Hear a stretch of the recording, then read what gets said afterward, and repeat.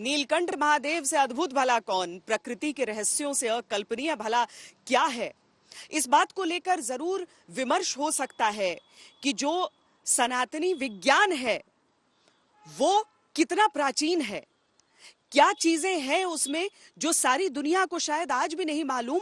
लेकिन ये प्रश्न जरूर सबके मन में उठता है कि जिन चीजों का आविष्कार चंद 100 वर्ष पहले हुआ, उनका बोध हमारे वेदों में सैकड़ों वर्ष पहले आखिर कैसे है।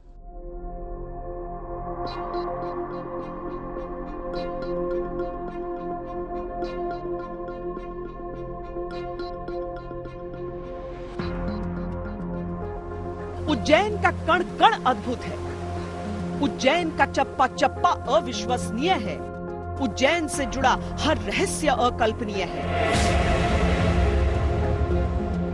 अद्भुत है कि दुनिया में जब समय को मानने का कोई एक तय नियम नहीं था, तब से उज्जैन दुनिया को सटीक समय बता रहा है।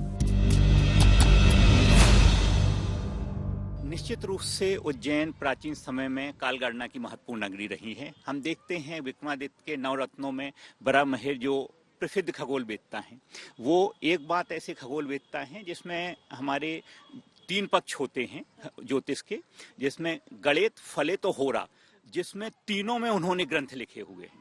वर्तमान अगर हम वेधशाला देखते हैं तो इसका निर्माण 1719 में जयपुर के महाराजा सवाई राजा जयसिंह द्वितीय द्वारा किया गया है।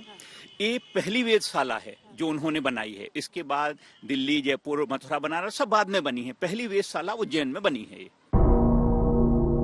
अविश्वसनीय है कि ग्रीनविच टाइम पर एक मत तो 19वीं सदी में बना, लेकिन उससे पहले 400 ईसा पूर्व में ही उज्जैन को ग्रीनविच जैसी शोहरत हासिल थी।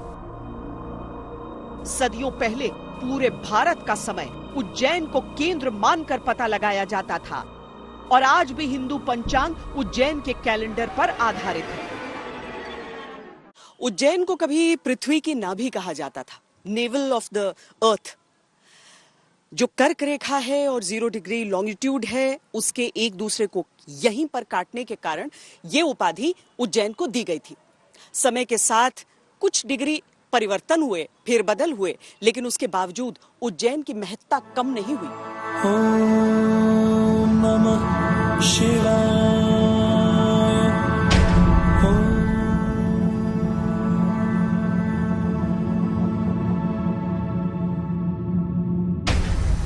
उज्जैन के अद्भुत सच को समझने से पहले दुनिया में टाइम जोन के मौजूदा सिस्टम को समझना होगा। दुनिया को 24 अलग अलग टाइम जोन्स में बांटा गया है। इन 24 समय क्षेत्र को 24 अदृश्य रेखाएं या लॉन्गिट्यूड काटती हैं। इन्हें देशांतर रेखाएं कहा जाता है। देशांतर रेखाएं समय की गणना के लिए इस्तेमाल में आती हैं। हर लॉन्गिट्यूड उत्तरी ध्रुव से होकर दक्षिणी ध्रुव तक जाती है। हर 2 लॉन्गिट्यूड के बीच 15 डिग्री का कोण होता है। इंग्लैंड के शहर ग्रीनविच के ऊपर से गुजरने वाली देशांतर रेखा को 0 डिग्री मेरिडियन या प्राइम मेरिडियन बोलते हैं। इसी ग्रीनविच को केंद्र मानकर मौजूदा समय में पूरी दुनिया में समय पता लगाया जाता है। 0 डिग्री मेरिडियन से पूर्व की ओर 15 डिग्री चलने पर 1 घंटे का फर्क आता है। इसीलिए अलग अलग देशों में टाइम जोन अलग अलग होते हैं। जो पूरी अर्थ है वो एक राउंड है, उसको अलग अलग डिवाइड करते हैं वर्टिकली।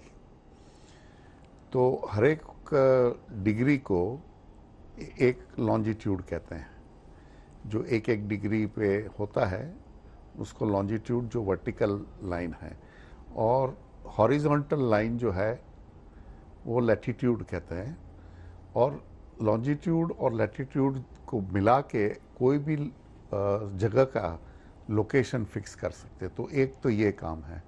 दूसरा, लॉन्जिट्यूड जो टाइम दिखाता है, क्योंकि जब अर्थ घूमती है 24 घंटे, तो वो लॉन्जिट्यूड के हिसाब से टाइम चेंज होता है। 1 डिग्री लॉन्जिट्यूड पे करीब 4 मिनट का फर्क आ जाता है। तो उस हिसाब से लॉन्जिट्यूड टाइम के लिए और स्पेस लोकेशन, कोई भी जगह का लोकेशन के लिए यूज होता है।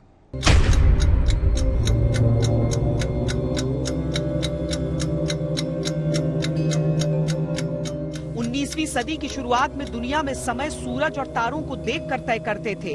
हर क्षेत्र का अपना समय होता था, लेकिन औद्योगिक क्रांति के साथ जैसे जैसे व्यापार बढ़ता गया, इसमें बदलाव की जरूरत महसूस हुई। इसने 1884 में टाइम जोन सिस्टम को जन्म दिया, जो आज तक कायम है। ग्रीनविच को केंद्र माना गया। लेकिन जब ग्रीनविच के हिसाब से समय की गणना नहीं होती थी, तब वक्त कैसे पता करते थे? यहाँ से उज्जैन की एक अद्भुत कहानी का सिरा जुड़ता है। पश्चिमी देशों में जब समय का कोई तयशुदा कैलकुलेशन नहीं था, उससे सदियों पहले ही उज्जैन में इस दिशा में काम शुरू हुआ था। उज्जैन को भारत का सेंट्रल मेरिडियन माना जाता था। खगोल शास्त्रियों की मान्यता है कि उज्जैन नगरी पृथ्वी और आकाश की सापेक्षता में ठीक मध्य में स्थित है। काल गणना के शास्त्र के लिए उज्जैन की यह स्थिति हमेशा से उपयोगी रही।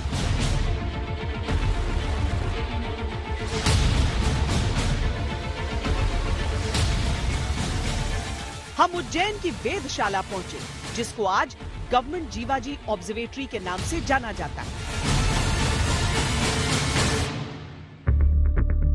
आधुनिक समय में लॉन्गिट्यूड या देशांतर की मध्य रेखा में ग्रीनविच नाम का शहर है, लेकिन प्राचीन भारत में यह रुतबा उज्जैन का था। भौगोलिक गणना के आधार पर प्राचीन विद्वानों ने उज्जैन को शून्य रेखांश पर माना है।